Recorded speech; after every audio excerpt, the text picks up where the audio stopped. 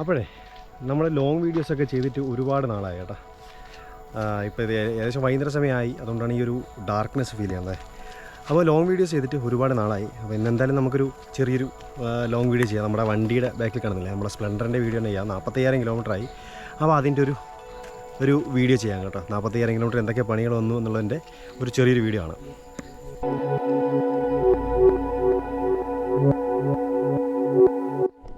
അപ്പോൾ അതേ നമ്മൾ നിൽക്കുന്ന സ്ഥലം നോക്കിയേ, നമ്മുടെ വീടിൻ്റെ അടുത്ത് തന്നെയാണ്. അതേ ഈ കാണുന്നതൊക്കെ വയലായിരുന്നു പണ്ട്. ഇപ്പോൾ ഈ നോക്കി ഫുള്ള് കാട് കയറി കിടക്കുകയാണ്. ഇതൊക്കെ ഇപ്പോൾ ഈ ഇടയ്ക്ക് ടാറിങ്ങിന് കോൺക്രീറ്റ് കഴിഞ്ഞ റോഡാണ് കേട്ടോ. നല്ല രസമുണ്ട്. ഇപ്പോൾ ഒരു പച്ചപ്പും കാര്യങ്ങളൊക്കെയാണ്, നല്ല രസമുണ്ട്. പിന്നെ ഇതേ കാണുന്നത് മേളിലൊരു പാറക്കോറിയുണ്ട്, അതാണ് കേട്ടോ. അപ്പോൾ ഞാൻ പറഞ്ഞല്ലോ ഒരു സന്ധ്യാസമയമാണ്, അപ്പോൾ അതുകൊണ്ട് ക്ലാരിറ്റി കുറവായിരിക്കും കേട്ടോ. അതേ അപ്പോൾ നമ്മളെ വണ്ടി ഇറക്കുന്നു. ഇതിന് മുന്നേ ഞാൻ വീഡിയോ ചെയ്തിട്ടുണ്ട്, ഒരു 15,000 കിലോമീറ്റർ അതിന് വീഡിയോ ചെയ്തിട്ടുണ്ട്. അപ്പോൾ അതിന് കുറച്ച് നല്ല റെസ്പോൺസൊക്കെയാണ് വന്നിട്ടുള്ളൂ കേട്ടോ. പിന്നെ ഇപ്പോഴും ഞാൻ നമ്മുടെ വണ്ടിയുടെ സീറ്റ് കവറും ടാങ്ക് കവറും സീറ്റ് കവറൊക്കെ ഇളക്കി മാറ്റിയിട്ടുണ്ട് കേട്ടോ. കുറച്ച് കംഫർട്ടിന് വേണ്ടിയിട്ടാണ് ഇളക്കി മാറ്റിയത്. പിന്നെ ഇവിടെ പെയിൻറ്റിൻ്റെ ക്വാളിറ്റി നോക്കി, ആ ഒരു ടാങ്ക് കവർ നിന്നപ്പോൾ തന്നെ ആ ഒരു പെയിൻറ്റിൻ്റെ ക്വാളിറ്റി നോക്കി. ടാങ്ക് കവർ മാത്രമേ കണ്ടിട്ടുള്ളൂ നോക്കി. ഇതിനകത്ത് എന്താണ് പ്രൈമറോ കാര്യങ്ങളൊന്നുമില്ല, വെറുതെ ഒരു ഫസ്റ്റിലുള്ള ഒരു കോട്ടിങ് മാത്രം, പെയിൻറ്റ് മാത്രമേ അടിച്ചിട്ടുള്ളൂ.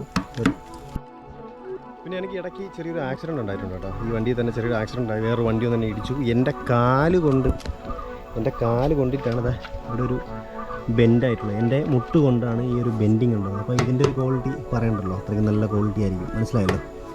പിന്നെ ഇതിൽ ബൾബ്, നമ്മുടെ ടെയിൽ ലാമ്പ് ഇന്ന് ഞാൻ മാറിയിട്ടുള്ളൂ. ഒരു ഏകദേശം 3ാമത്തെ തവണയാണ് ഞാൻ ടെയിൽ ലാമ്പ് മാറുന്നത്. അങ്ങനെ കുറച്ച് പോരായ്മകളുണ്ട്, അതൊക്കെ ഞാൻ മുന്നേ ഉള്ള വീഡിയോയിൽ പറഞ്ഞിട്ടുണ്ട്. എന്നാലും എനിക്ക് മേജറായിട്ട് കിട്ടിയ പനി എന്ന് പറഞ്ഞു കഴിഞ്ഞാൽ ഇതിൻ്റെ ഫ്യൂൽ ഇഞ്ചക്ടർ പണിയായിട്ടുണ്ട്. ഫ്യൂൽ ഇഞ്ചക്ടർ 45,000 കിലോമീറ്ററായി. ഏകദേശം ഒരു 10,000 കിലോമീറ്റർ മുന്നെയാണ് അതിൻ്റെ ഒരു ഫ്യൂൽ ഇഞ്ചക്ടർ കംപ്ലൈൻ്റ് ആയത്. പറഞ്ഞിട്ട് കാര്യമില്ല, അത് ഏകദേശം സാധനത്തിന് മാത്രമായിട്ട് 1,100ഓളം രൂപ വിലയുണ്ട്. പിന്നെ എന്ത് ചെയ്യുക, അത് മാറി. ഷോറൂമിലല്ല, വെളിയിലാണ് കൊടുത്തത്. ഷോറൂമിലായിരുന്നെങ്കിൽ ലേബർ ചാർജ് എല്ലാം കൂടി എന്നെ കൊന്നനെ ആവാരെ. പിന്നെ ഒരു കാര്യം, ആവശ്യമില്ലാത്ത കുറേ ഗിമിക്കുകൾ കാണിച്ചേക്കാണ് ഈ സ്പ്ലെൻഡർ. നമ്മുടെ ചാവി ഓണാക്കി ഇത് കാണിച്ചു തരാവേ. ഇൻഡിക്കേറ്റർ ഇടുമ്പോഴത്തേക്ക് ഞാൻ കാണിച്ചു തരാം. റൈറ്റ് സൈഡ് കത്തുന്നുണ്ട്, ലെഫ്റ്റ് സൈഡ് കത്തുന്നുണ്ട്. ഓക്കെ, ഇനി നമ്മൾ ചെയ്യാനുള്ളതെന്ന് പറയാം, ഈ ഒരു ഹസാർഡിൻ്റെ ഒരു സ്വിച്ച് ഉണ്ട്. ഹസാർഡിൻ്റെ സ്വിച്ച് ഓൺ ആക്കിയാൽ ലെഫ്റ്റ് സൈഡ് കത്തും, റൈറ്റ് സൈഡ് കത്തില്ല. എന്താല്ലേ, നല്ല ടെക്നോളജിയാണ്. ഇനി ലെഫ്റ്റ് സൈഡ് രണ്ടും കൂടി ഒരുമിച്ച് കത്തണമെങ്കിൽ നമ്മുടെ ഹസാർഡിൻ്റെ സ്വിച്ച് ഓൺ ആക്കിയിട്ട് റൈറ്റ് സൈഡിലോട്ടുള്ള ഇൻഡിക്കേറ്റർ ഇടുമ്പോഴത്തേക്ക് 4ഉം കത്തും. അതാണ് പുതിയ ടെക്നോളജിയാണ്, മനസ്സിലായില്ലേ. പിന്നെ വണ്ടി മഴയത്തായിരുന്നു, ഇന്നലെയൊക്കെ മഴ ഉണ്ടായിരുന്നു, കുറച്ച് ചെളിയിൽ കൂടെയൊക്കെ ഓടി, അതുകൊണ്ടാണ് ഇങ്ങനെ ഫുള്ള് ചെളിയായിട്ടിരിക്കുന്നത് കേട്ടോ. പിന്നെ അതാ ഇത് കാണുമ്പോൾ നിങ്ങൾക്ക് മനസ്സിലാവും, ഇങ്ങനെ വരുന്നുണ്ട് ചെയിനില്ലേ, ഈ ഒരു സ്റ്റമ്പ് മൊത്തം ഇങ്ങനെ തുരുമ്പെടുത്ത് നിൽക്കുന്നുണ്ട്. ഫുള്ളാ തുരുമ്പാണ് കേട്ടോ. അത് എന്നാണ് ലീക്ക് ആവണമെന്ന് വെച്ചാൽ പിടുത്തമില്ല. അതുപോലെ തന്നെ അതാ ഇവിടെ വേറെ ആർക്കെങ്കിലും വന്നിട്ടുണ്ടോയെന്ന് അറിയില്ല, എനിക്ക് വന്നിട്ടുണ്ട്. അപ്പോൾ ഒരു ബിൽഡ് ക്വാളിറ്റിയെ പറ്റിയാണ് ഞാൻ പറയുന്നത്. ഈ ഒരു സ്റ്റമ്പ് ഉണ്ടല്ലേ, ഇതിപ്പോൾ ചെളിയാണ്, ചെളി തുടച്ച് കഴിഞ്ഞാലും ഫുള്ള് തുരുമ്പ്, എത്രത്തോളം കാണുന്നുണ്ടെന്നറിയാമോ, തുരുമ്പാണ്. ഇവിടെ ഫുള്ള് തുരുമ്പാണ്. ഇത് എന്നാണ് ഹോള് വീണ് ഓയിൽ ലീക്ക് ആവണമെന്ന് വെച്ചൊരു പിടുത്തമില്ല. അപ്പോൾ അതും നല്ലൊരു ബിൽഡ് ക്വാളിറ്റിയാണ്. എനിക്ക് വണ്ടി തോന്നിയിട്ടുള്ള കാര്യങ്ങളാണ് കേട്ടോ ഞാൻ പറയണേ. അപ്പോൾ നിങ്ങൾക്ക് വേറെ ആളുകൾക്ക് ചിലപ്പോൾ ഈ ഒരു കംപ്ലയിൻറ്റ് വരണമെന്നില്ല. പിന്നെ വണ്ടി കാണാനൊക്കെ അടിപൊളിയാണ്, വേറെ പ്രശ്നമൊന്നുമില്ല. റൈഡിങ് കംഫർട്ട് പിന്നെ ഞാൻ പറയണ്ടല്ലോ, മുന്നത്തെ വീഡിയോ ചെയ്തിട്ടുണ്ട്. ചന്തിയൊക്കെ ചപ്പാത്തിയാവും എന്നൊക്കെ പറഞ്ഞ് ഒരു കമൻറ്റ് എനിക്ക് വന്നിട്ടുണ്ട്.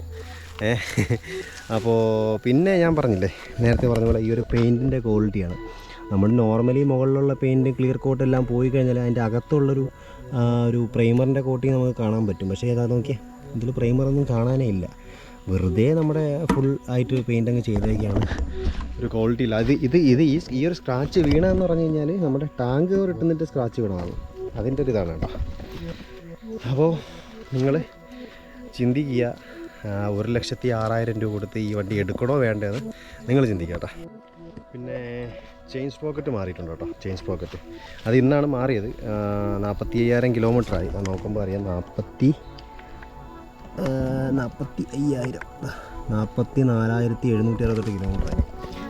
ചെയിൻ സ്പ്രാക്കറ്റ് മാറി ഞാനിപ്പോൾ ഇട്ട് റോളറിൻ്റെ ഗോൾഡ് കിറ്റ് എന്ന് പറഞ്ഞൊരു ചെയിൻ സ്പ്രാക്കറ്റാണ് കേട്ടോ. നമ്മളെ സ്പ്ലെൻഡർ പാഷൻ പ്ലസിനൊക്കെ ഇടുന്ന ആ ഒരു ടൈപ്പിലുള്ളൊരു ചെയിൻ സ്പ്രാക്കറ്റാണ് ഉള്ളത്. അത് ഓടിച്ചപ്പോൾ എനിക്ക് കൊള്ളാം.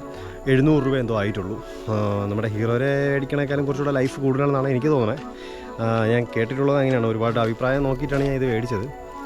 എന്തായാലും അത് ഇട്ടിട്ടുണ്ട്. ഇനി അത് ഓടിച്ച് നോക്കണം. പിന്നെ ഇടയ്ക്ക് ടയറൊന്ന് മാറിയിട്ടുണ്ടായിരുന്നു. ടയർ തന്നെ ഏകദേശം 30,000 കിലോമീറ്ററാണ് ഞാൻ മാറിയത്. ഓക്കെ, പിന്നെ ഞാൻ ടയറൊന്ന് മാറിയിട്ടുണ്ടായിരുന്നു കേട്ടോ. കുറച്ചുകൂടി സൈസ് കൂടിയ വീതി കൂടിയ ടയറാണ് ഇട്ടിട്ടുള്ളത്. നമ്മുടെ അപ്പോളോ എന്ന് പറഞ്ഞ കമ്പനിയുടെ ടയറാണ് ഇട്ടിട്ടുള്ളത്.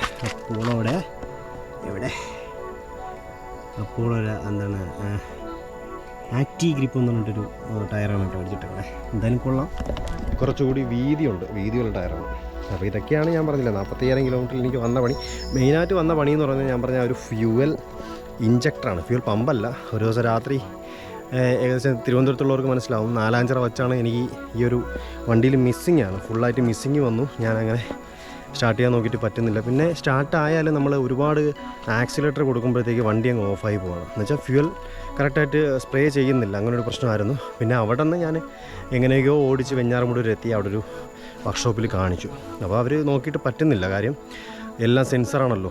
പിന്നെ സെൻസറിൻ്റെ അതൊക്കെ ആയതുകൊണ്ട് എന്താണ് കമ്പ്യൂട്ടർ വഴി കണക്ട് ചെയ്തിട്ട് നോക്കിയപ്പോഴത്തേക്ക് ഫ്യൂൽ ഇഞ്ചക്ടറാണ് കംപ്ലയിൻറ്റ്. പിന്നെ അത് പുതിയത് മേടിച്ചു. പുതിയത് 1200-300 ആ റേഞ്ച് മേടിച്ചു. അപ്പോൾ ഷോറൂമിൽ ആയിരുന്നു കൊടുത്തിരുന്നെങ്കിൽ ലേബർ ചാർജ് എല്ലാം കൂടെ ആയിട്ട് നല്ലൊരു പൈസ ഉണ്ടെന്ന്. കാര്യം എനിക്ക് ആകെ 1500-1600 ആ റേഞ്ചിനകത്തേ ആയിട്ടുള്ളൂ ഫ്യൂൽ ഇഞ്ചക്ടർ മാറിയതേ. ഞാൻ കരുതിയത് ഫ്യൂൽ പമ്പ് പോയതാണ്. പെട്രോൾ ഏകദേശം ഞാനൊരു അരട്ടാങ്കോളം പെട്രോൾ എപ്പോഴും കീപ്പ് ചെയ്യുന്നതാണ്. എന്നിട്ടും ഫ്യൂൽ ഇഞ്ചക്ടർ പോയി എന്ന് പറയുമ്പോഴത്തേക്കേ ഭയങ്കര പ്രശ്നമാണ്.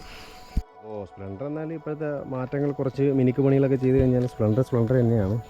എൻജിനിൽ കുറേ സെൻസറും കാര്യങ്ങളൊക്കെ കൊണ്ടുവന്നു, സൈലൻസർ മാറ്റി, അങ്ങനെയുള്ള ചെറിയ ഇതൊക്കെ സ്പ്ലെൻഡർ പഴയ സ്പ്ലെൻഡറായിട്ട് ഒരിക്കലും നമുക്ക് കമ്പയർ ചെയ്യാൻ പറ്റില്ല കേട്ടോ. പിന്നെ എന്താണ് ചെറിയ മിനുക്ക് പണികൾ ചെയ്തു ഒന്ന് ന്യൂ ജനറേഷൻ ആക്കാൻ ശ്രമിച്ചിട്ടുണ്ട്. പക്ഷേ അതിനനുസരിച്ച് പോരായ്മകളുണ്ട് കേട്ടോ. വണ്ടിയുടെ വെയിറ്റ് കുറച്ചിട്ടുണ്ട്, പവർ കൂടാൻ വേണ്ടി വെയിറ്റ് കുറച്ചിട്ടുണ്ട്. പിന്നെ ഹൈവേയിലെല്ലാം പോകുകയാണെങ്കിൽ അടുത്തൂടെ ഒരു ചെറിയൊരു കാറ് പോയാൽ മതി, നമ്മുടെ കാറിൻ്റെ ബേക്കിൽ നിന്ന് പോകും. ആക്സിലേറ്ററൊന്നും കൊടുക്കേണ്ട ആവശ്യമില്ല. അത്രയ്ക്ക് വെയിറ്റ് കുറവും കാര്യങ്ങളൊക്കെ ആയതുകൊണ്ട് നമ്മൾ ഓവറായിട്ട് സ്പീഡിലൊന്നും പോകാൻ പറ്റില്ല. സോ ഓവറായിട്ടെന്ന് പറഞ്ഞാൽ ഇതാകെ എത്ര സ്പീഡിൽ പോകുന്നത് ഇത് ഓടിക്കുന്നവർക്ക് മനസ്സിലാവും. എന്തായാലും കൊള്ളാം. അപ്പോൾ ഇതൊക്കെയാണ് ഞാൻ പറഞ്ഞില്ലേ നമ്മുടെ 40,000 കിലോമീറ്ററിൽ എനിക്ക് വന്ന പണിയും കാര്യങ്ങളൊക്കെ. വണ്ടി ഓക്കെ ആണ്, അത്രേ പറയാവുള്ളൂ. പിന്നെ ഓക്കെ ആണ്, അത്രേ ഉള്ളൂ. പിന്നെ ഷോറൂമിൽ കൊടുത്ത് പണിയുന്നവർ കെയർഫുള്ളായിരിക്കുക, കയ്യിലെ കാശ് മൊത്തം പോകും, അത്രേ ഉള്ളൂ.